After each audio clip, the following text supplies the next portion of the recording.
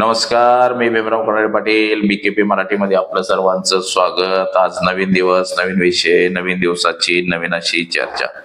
आज चर्चा घेऊन आलोय म्हणजे बघा, 20 तारखेला देशात भलं मोठं आंदोलन होणार आहे आणि ते दिल्लीवरती आहे. दिल्लीच्या जंतर मंतर मैदानात नव्हे तर दिल्लीचं केंद्राचं जे भवन आहे केंद्रीय मंत्रिमंडळाचं, तर त्यावर म्हणजे संसदेला घेरावा घालण्याचं आंदोलन काल चंद्रशेखर आझाद यांनी जाहीर केलंय. त्याला सगळ्या पक्षांनी पाठिंबा दिलेला आहे. तर कोणत्या कोणत्या पक्षाचा पाठिंबा आहे? राहुल गांधी, ममता बॅनर्जी, शरद पवारांचा पक्ष, हे सगळे जाणार आहेत का? पाठिंबा देणार आहेत का? त्याचबरोबर नरेंद्र मोदी आणि अमित शहा यांना पायउतार व्हावा लागणार आहे का? म्हणजे आता आंदोलनाची धार जी आहे आता तीव्र होत चाललेली आहे. पाठीमागच्या काळामध्ये ईडी सीबीआयचा वापर करून विरोधकांना नेस्तनाबूत केलं गेलं, मात्र आता दहाडी टाकायला विरोधक राहिलेले नाहीत.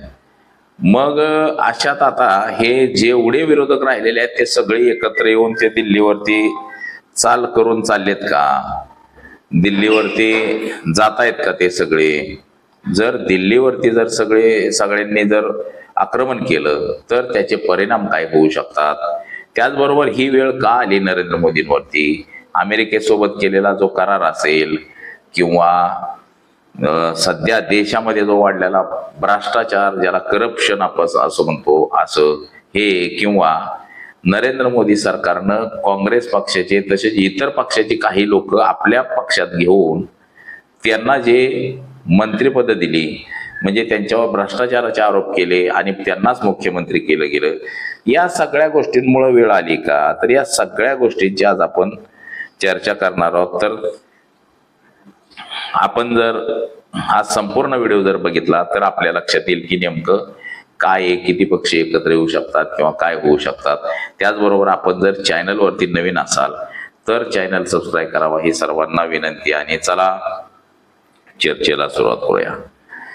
महाराष्ट्रामध्ये आणि देशामध्ये जो भ्रष्टाचार मोठ्या प्रमाणामध्ये वाढलेला आहे, या वाढलेल्या भ्रष्टाचाराला जनता कंटाळलेली आहे, वैतागलेली आहे. आता लोक रस्त्यावरती का उतरले नाही? तर लोकांना असं वाटायला लागले की आपण रस्त्यावर उतरलं तर घरी खायचं काय?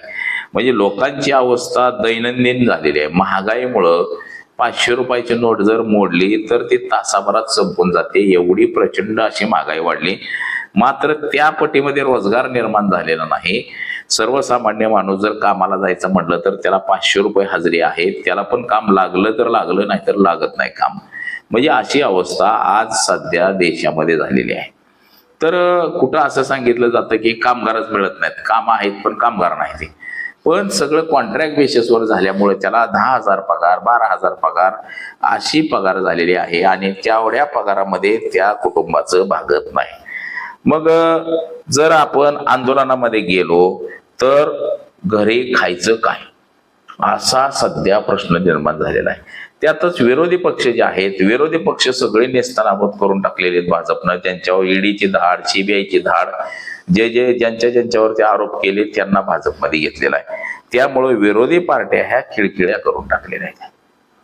म्हणजे भारतीय जनता पक्षानं सत्तेत आल्या काय केलं मोदी शहानं? तर विरोधकांचं कंबारडं मोडण्याचं काम केलं. विरोधकांचा जो इन्कम सोर्स आहे तो बंद केला. विरोधकांच्या पक्षाची खाती बंद केली आणि फक्त भारतीय जनता पक्ष आणि त्यांच्या सोबत असलेल्या पक्षांची बँकेची खाती सुरू आहेत. आज रोजी भाजपकडं जवळपास 15,000 कोटीपेक्षा जास्त अधिकचा फंड आहे भारतीय जनता पक्षाकडं. त्यामुळं ते कुठल्याही राज्याचं सरकार पाडू शकतात, आणू शकतात, कुठलेही खासदार फोडू शकतात, कुणाला पैसे देऊ शकतात. तर ह्या सगळ्या गोष्टी झालेल्या. म्हणजे जसं की राजीव चड्डासह आम आदमी पक्षाचे 6 खासदार राज्यसभेचे फोडले, 6-7 खासदार. त्याचबरोबर उद्धव ठाकरेंचे 6 खासदार फोडले. म्हणजे हे कशाच्या जेव्हावरती? पैशाची वापर. म्हणजे जे सांगितलं जातं 50 कोटी 100 कोटी हे तर नॉर्मल आहे, किरकोळ आहे. 200 500 कोटी रुपये एकाला दिले जात आहेत, कारण की पैसाच तेवढा आहे भरमगच्च. त्याचबरोबर मंत्रिपदाची आमिष दाखवली जातात आणि तोडफोड केली जाते. आता हे सगळं सत्र महाराष्ट्रभर, देशभर सुरू आहे. देशात सगळीकडे, म्हणजे तुम्ही कुठल्याही राज्यात जावा तुम्हाला हेच सगळं दिसणार आहे. आणि अशा कारणामुळं जनता वैतागलेली आहे. लोकांना वाटतंय की मतदान नेमकं द्यायचं कोणाला? ज्याला आपण मत देतोय तेच पसार होतंय. आणि मग मतं नेमकी द्यावी कोणाला. म्हणजे अशी सध्याची परिस्थिती महाराष्ट्रामध्ये देशामध्ये झालेली आहे. त्यातल्या त्यात देशामध्ये 2014 पासून भारतीय जनता पक्षाचं सरकार पूर्ण मेजॉरिटी नाही, तरी सुद्धा त्यांना दुसऱ्याचे खासदार पडावं लागते, आमदार पडावं लागते, विधान परिषद सदस्य पडावं लागते, राज्यसभेचे सदस्य पडावं लागते. म्हणजे एवढी भयान वेळ ही भारतीय जनता पक्षावरती आलेली आहे. त्याचबरोबर मशीनवरती सुद्धा प्रश्न उपस्थित केलेले विरोधकांनी किंवा मशीन मॅनेज होते. मशीन मॅनेज झाल्यामुळं मतदान यंत्रणा सगळी ते भाजपच्या बाजूला काम करतंय. त्याचबरोबर निवडणूक आयोग जो आहे हा सुद्धा भारतीय जनता पक्षाला कशी मदत होईल अशा पद्धतीनंच काम करतंय. म्हणजे जे आता केंद्रीय निवडणूक आयोग आहे बघा, सरळ सरळ भाजपला मदत होईल असं काम करतंय. सुप्रीम कोर्ट भाजपला मदत होईल असं काम करतंय. आपण पश्चिम बंगालच्या निवडणुकीमध्ये पाहिलं असेल बघा, तिथं 93 लाख मतदान कमी केलं या सारच्या माध्यमातून. त्यानंतर 27 लाख लोक सुप्रीम कोर्टामध्ये गेले. 27 लाख लोक सुप्रीम कोर्टात गेल्यानंतर मात्र सुप्रीम कोर्ट म्हणतंय की ठीक आहे, यावेळेस मतदान करू नका, पुढच्या वेळेस मतदान करा. म्हणजे किती भयानक परिस्थिती देशामध्ये आहे बघा. सुप्रीम कोर्ट म्हणते पुढच्या वेळेस मतदान करा आणि त्या लोकांचा मतदानाचा हक्क हिरावून घेण्याचं काम हे भाजप, सुप्रीम कोर्ट आणि निवडणूक आयोगाने केलेलं आहे. सध्या तरी SIRच्या माध्यमातून मुस्लिम समाजाची मतं, आदिवासी समाजाची मतं, दलित समाजाची मतं हे प्रचंड प्रमाणात कमी करण्याचं काम जोरदार सुरू आहे. म्हणजे त्यांची मतच कमी करून टाकायची, म्हणजे त्यांचा विषयच राहणार नाही. फक्त हिंदू मतदानाला ठेवायचे आणि हिंदूंनाच मताचा अधिकार ठेवायचा, अशा पद्धतीचं सध्याचं देशामध्ये सत्र सुरू आहे. आता हे सगळं बघून आंतरराष्ट्रीय जे कायदा कानून आहे, आंतरराष्ट्रीय न्यायालय युनो आहे, त्यांनी सुद्धा भारताला एक पत्र काढलेलं आहे की तुमच्याकडं अल्पसंख्याक विभाग आधी आणि गोरगरिबांची मतं कमी केली जातात. जातीवाद हा मोठ्या प्रमाणामध्ये वाढवून ठेवलेला आहे, तो वाढत तसाच राहिलेला आहे. अशा पद्धतीचं पत्र सुद्धा आपल्या देशाला आंतरराष्ट्रीय न्यायालयानं काढलेलं आहे. म्हणजे देशाची जी स्थिती आहे सध्या, सगळ्या जाती धर्मांनी एकत्र राहून देश पुढे नेण्याचं काम करायला पाहिजे होतं, देश सुधारवण्याचं काम करायला पाहिजे होतं. मात्र देश सुधारवायचं बाजूला राहिला आणि देशामध्ये जातीवाद मोठ्या प्रमाणे वाढवत गेला. हिंदू मुस्लिम धर्मामध्ये भांडणं, जातीमध्ये भांडणं हे अशा पद्धतीनं सगळं देशभर सुरू झालंय. आणि ह्याच अशा गोष्टींमुळे आज देशामध्ये भारतीय जनता पक्षाच्या विरोधामध्ये आंदोलन करण्याची वेळ सुरू झालेली आहे. आणि भाजपच्या विरोधामध्ये आंदोलनाचा भला मोठा आता सपाटा सुरू झालाय. म्हणजे जे 2014 पासून ते 2024 पर्यंत आजवर एकही मोठं आंदोलन भाजपच्या विरोधात झालं नव्हतं किंवा कोणाची ताकद सुद्धा भाजपच्या विरोधात आंदोलन करण्याची होत नव्हती. ती आज तरुणांनी सुरुवात केलेली आहे. म्हणजे कॉक्रोच जनता पार्टीच्या नावानं सध्या आंदोलन सुरू झालेली आहेत आणि त्याला धार ही विरोधी पक्षाने दिलेली आहे.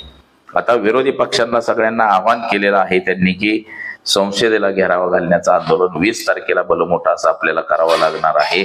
जर हे आंदोलन जर डुबलं तर पुन्हा मोदी सरकार कुठल्याही आंदोलनाची दखल घेणार नाही. आज दिल्लीच्या जंतर मंतरवरती सोनम वांगचुक हे वैज्ञानिक आहेत, त्यांनी कितीतरी चांगली कामं केलेली आहेत. असा माणूस आज दिल्लीच्या जंतर मंतरवरती 20 दिवस झालं आंदोलनाला बसलाय आणि त्याची साधी दखल सुद्धा मोदी शहानं घेतलेली नाही. म्हणजे हे किती भयानक आहे. आज सोनम वांगचुकची दखल घेतली नाही, उद्या दुसऱ्या कुणाचीही दखल घेतली जाणार नाही. म्हणजे प्रशासन किती गांडूगोळाचं, सरकार किती निर्लज्ज आहे ती या गोष्टीतून आपल्याला दिसतं. कमीत कमी सरकारनं आपलं शिष्टमंडळ पाठवून चर्चा तरी करणं गरजेचं होतं. मात्र असं अजून तरी आपल्याला केलेलं काही दिसत नाही. तर बघा आता 20 तारखेला जंतर मंतरवरती पावसाळी अधिवेशनाचा पहिला दिवस आहे आणि पावसाळी अधिवेशनामध्ये चला दिल्ली असा नारा दिलेला आहे आणि तो देशातून सगळीकडून आहे आणि तो केवळ आणि धर्मेंद्र प्रसाद यांच्या राजीनाम्यासाठी आहे.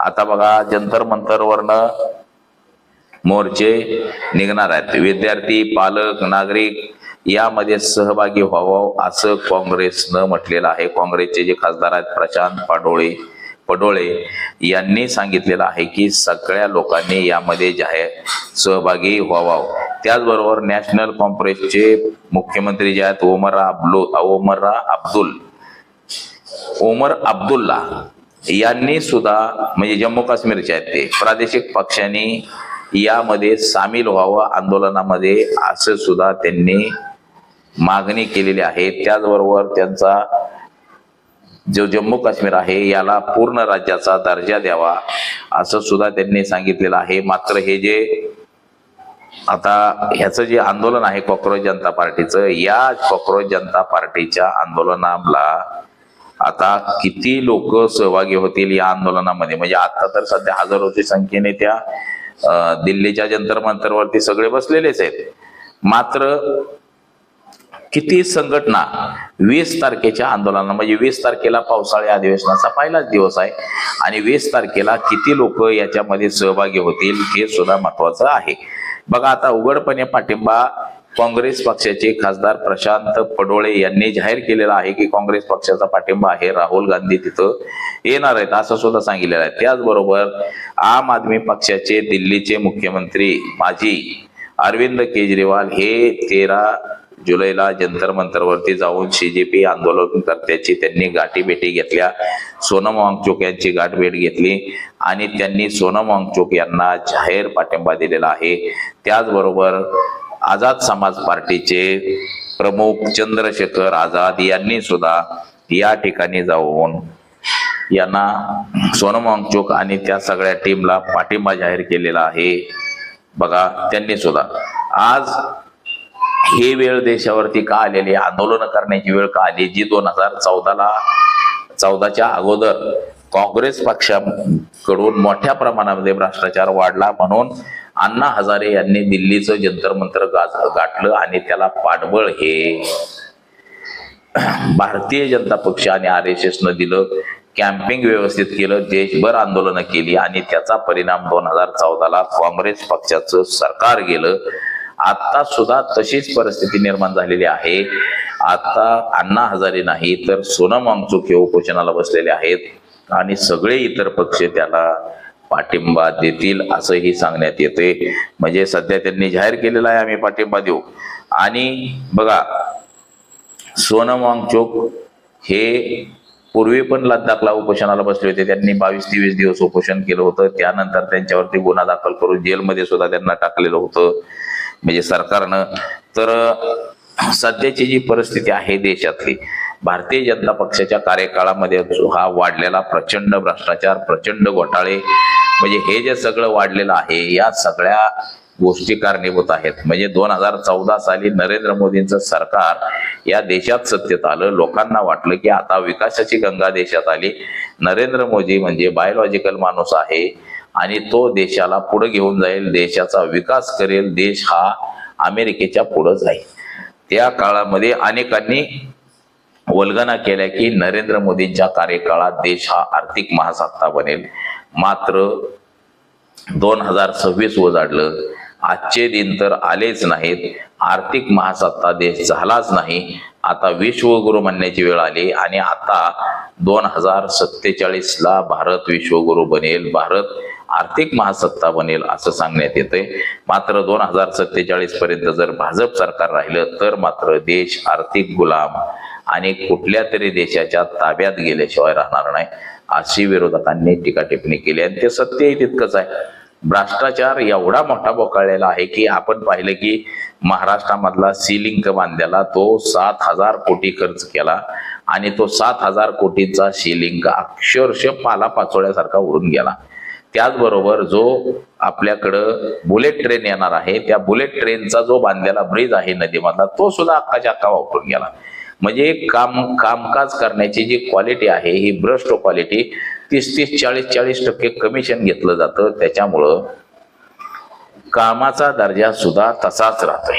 म्हणजे भ्रष्टाचार हा भला मोठ्या प्रमाणामध्ये भ्रष्टाचार वाढलेला आहे आणि यामुळं जनता त्रस्त झालेली आहे, लोक सगळी त्रस्त झालेली आहेत आणि हे सगळी लोक रस्त्यावर उतरण्याची वेळ आता आलेली आहे.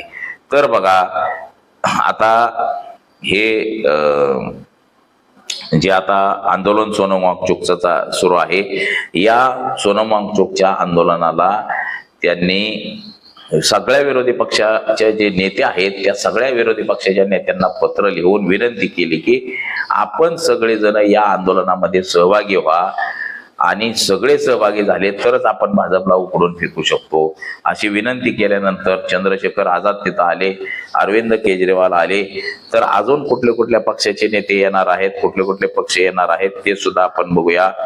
INC म्हणजे इंडिया नेत्रोन काँग्रेस, म्हणजे इंडिया नॅशनल काँग्रेस जे आहे, मल्लिकार्जुन खरगे राष्ट्रीय अध्यक्ष आहेत त्याचे, म्हणजे राहुल गांधी ते सगळी टीम सुद्धा तिथे येणार आहे. पुन्हा CPM त्याचे सुद्धा अध्यक्ष येणार आहेत, CPI त्याचे अध्यक्ष येणार आहेत, CPI-ML दीपाकांत भट्टाचार्य हे सुद्धा तिथे येणार आहेत. त्याचबरोबर AITC म्हणजे बघा ममता बॅनर्जी येणार आहेत, पश्चिम बंगालच्या मेघालयाचे येणार आहेत.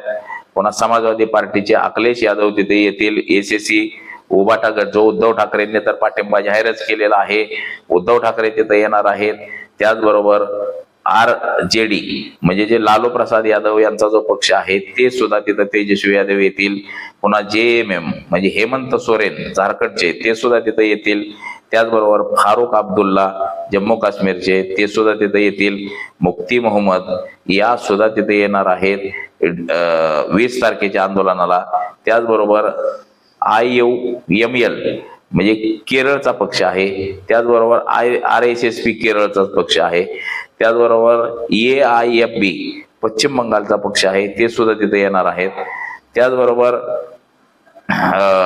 PVPI हे सुद्धा तिथे येणार आहेत.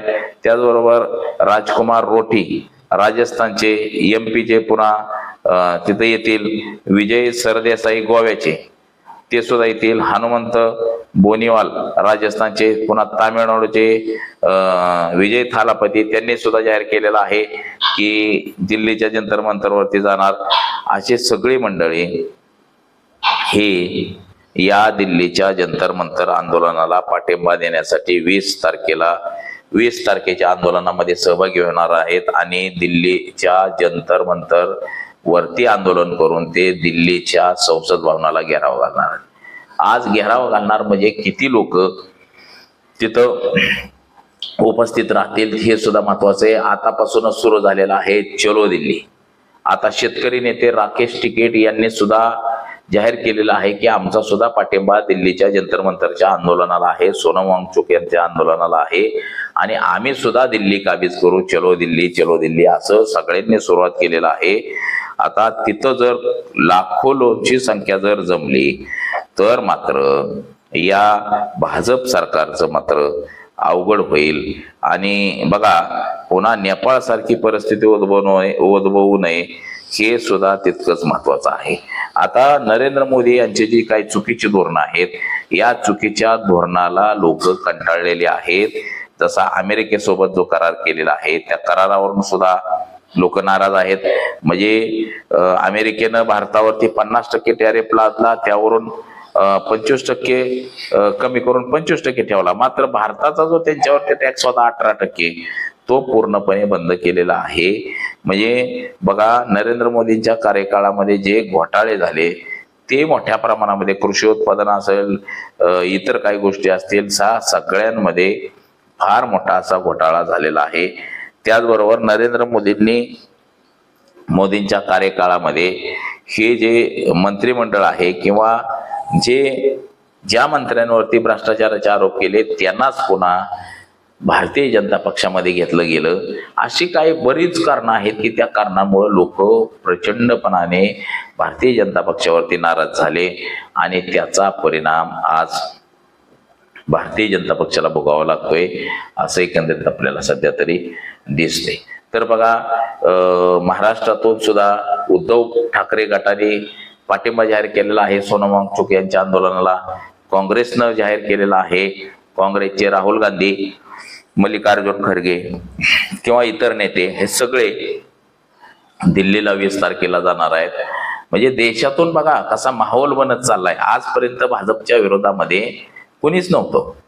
हे विरोधकांची ताकद नव्हती भाजपच्या विरोधामध्ये काम करण्याची, भाजपच्या विरोधामध्ये बोलण्याची. राहुल गांधी यांनी राज्यांमध्ये सभा घ्यायला सुरुवात केलेली आहे, तरुणांना जागृत करण्याचं काम सुरू केलेलं आहे. मग त्या तरुणांच्या पेपरफुटी प्रकरणी जे सध्या चाललेलं वादंग असेल, 90 वेळा पेपर हा भारतीय जनता पक्षाच्या कार्यकाळामध्ये फुटला गेला. आणि भाजपला प्रश्न विचारलं की ते असं सांगतात की काँग्रेसच्या कार्यकाळात सुद्धा पेपर फुटला होता, म्हणजे त्यांच्या कार्यकाळात पेपर फुटला म्हणून तुम्हाला निवडून दिलं होतं लोकांनी. मग तुम्ही जर त्यांच्याकडे बोट करणार असाल तर मग तुम्ही काय करताय, असा सुद्धा प्रश्न अनेक लोक विचारतात. म्हणजे आता हे सध्या सुरू झालेलं आहे सत्र, म्हणजे आजवर कोणी जे काही विचारत नव्हतं ते आता विचारायला सुरुवात झालेली आहे.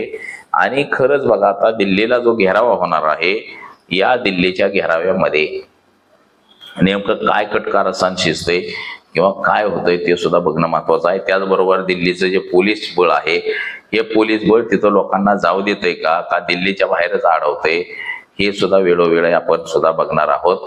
म्हणजे 20 तारखेच्या जो आंदोलनाचा ऐलान केलेला आहे मोठा, 20 तारखेपर्यंत धर्मेंद्र प्रसादचा राजीनामा घ्या, नाहीतर आम्ही दिल्लीला घेरावा घालू, अशी घोषणाच आता या सगळ्या पक्षांनी केली. आणि एक एक करून सगळे आंदोलनामध्ये सहभागी व्हायला लागलेले आहेत. यामुळं भाजपचं आणि मोदी शहांचं टेन्शन मात्र वाढलेलं आहे जाम. कारण की हे सगळे संसदेत जर घुसले, त्या नेपाळसारखं बांग झालं किंवा श्रीलंकेसारखं झालं, संसदेमध्ये जर सगळी जर घुसली तर मात्र काय आपलं खरं नाही असंही त्यांना वाटत असेल. मात्र मोदी सरकार या आंदोलनाची कितपत दखल घेते, या सगळ्या लोकांची कितपत दखल घेते, हे सुद्धा पाहणं महत्वाचं आहे. आता ह्याच्यामध्ये किती पक्ष सहभागी होतात, तर किती लोक या आंदोलनाचे हाक ऐकून येत आहेत का. आता बघा, शेतकऱ्यांचा सुद्धा मोर्चा, शेतकरी सुद्धा काय ट्रॅक्टर घेऊन निघालेले आहेत. राकेश टिकेट यांनी जाहीर केलेला आहे की आमचा पाठिंबा यांना म्हणून. असं बऱ्याच नेत्यांनी जाहीर केलेला आहे की आमचा पाठिंबा आहे. आणि तो पाठिंबा हा सोनम वांगचुक आणि अभिजित दिपके यांनी जे आंदोलन सुरू केलेलं आहे त्या आंदोलनाला आहे. आणि 20 तारखेच्या आंदोलनाची सुद्धा परिस्थिती नेमकी काय होते, आंदोलन जर हाताबाहेर गेलं तर दिल्ली सगळी काबीज केली जाईल विरोधकांकडनं, असंही एकंदरीत होऊ शकतं. तर आज एवढंच. माझा सहकारी कॅमेरामन अनिकेत समी, भीमराव कडाळे पाटील, BKP मराठी, इंदापूर, पुणे.